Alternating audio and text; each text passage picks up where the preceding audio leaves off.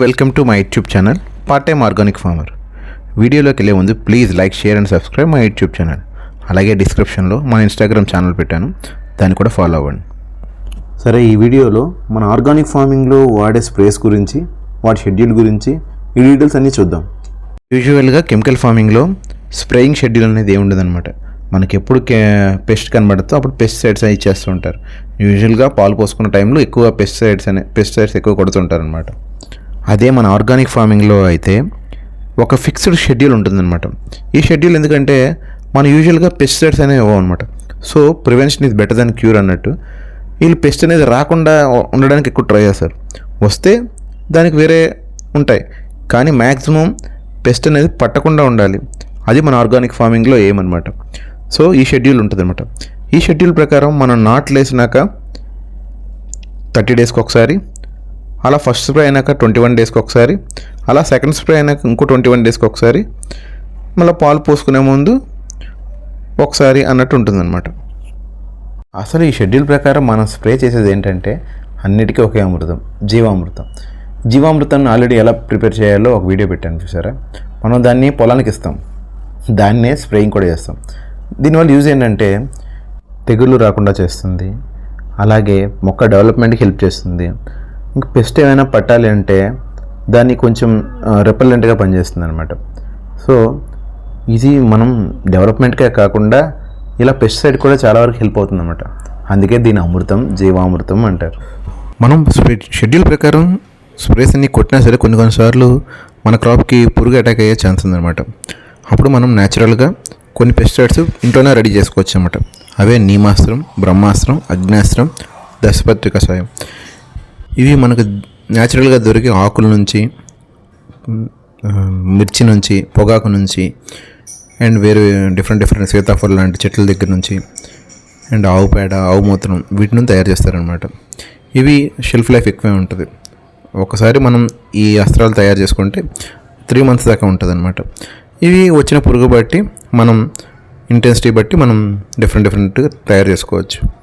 So మన organic ఫార్మింగ్లో అన్నిటికీ solution ఉందన్నమాట, ఇంక్లూడింగ్ పెస్టిసైడ్స్ కూడా. ఇంకా మన పొలంలో మనం ఏం స్ప్రే చేసామో ఒకసారి చూద్దాం. నాట్లు వేసినాక 9th డేన ఆల్రెడీ పుల్లటి మజ్జిగ మనం స్ప్రే చేసాం, దాని గురించి వీడియో కూడా పెట్టాం.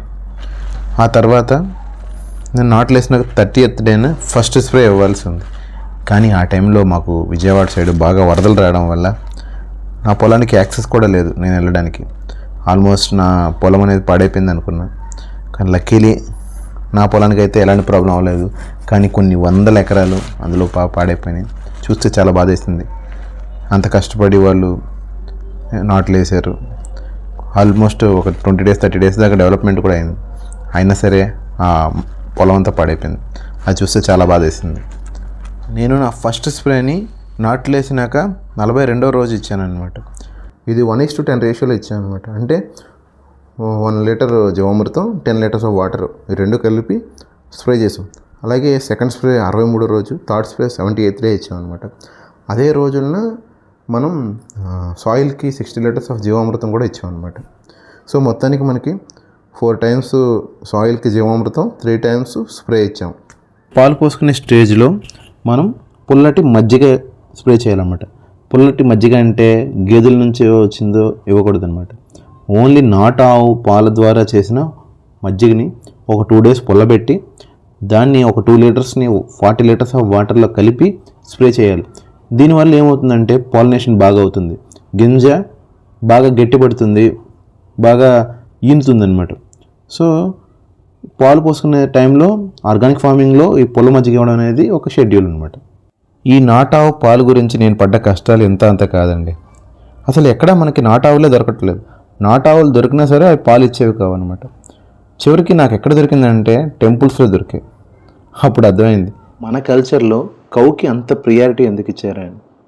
మన అగ్రేరియన్ సొసైటీలో కౌ అండ్ ఫార్మర్ సింబియాటిక్ రిలేషన్లో ఉంటారనమాట. ఈ కౌ వల్ల వచ్చే పాలు కానీ, పేడ కానీ, మూత్రం కానీ ఫార్మింగ్కి ఎంతో ఉపయోగపడతాయి. దాన్ని మనం దేవతలా పూజ చేస్తే అది మనకి ఫార్మింగ్కి చాలా హెల్ప్ చేస్తుంది అనమాట. అందుకనే ఇండైరెక్ట్గా చెప్పడం కోసమే మేబీ మన ట్రెడిషన్లో ఆవుని కలుపుతారు అని చెప్పేసి దేవతలాగా ట్రీట్ చేస్తున్నారు. ఇప్పుడు ఆ సింబియాటిక్ రిలేషన్ ఎక్కడా లేదు. అసలు దేశీయవే ఎక్కడ కనబడడం లేదు. ఇంకా ఫార్మర్స్ అంటారా, అసలు పట్టించుకోవడం లేదు. మన బహురూపి వరి నాట్లేసి 100 days దాటిందండి. దాని గ్రోత్ చాలా బాగుంది. ఈవెన్ 5.5 feet కూడా దాటేసింది.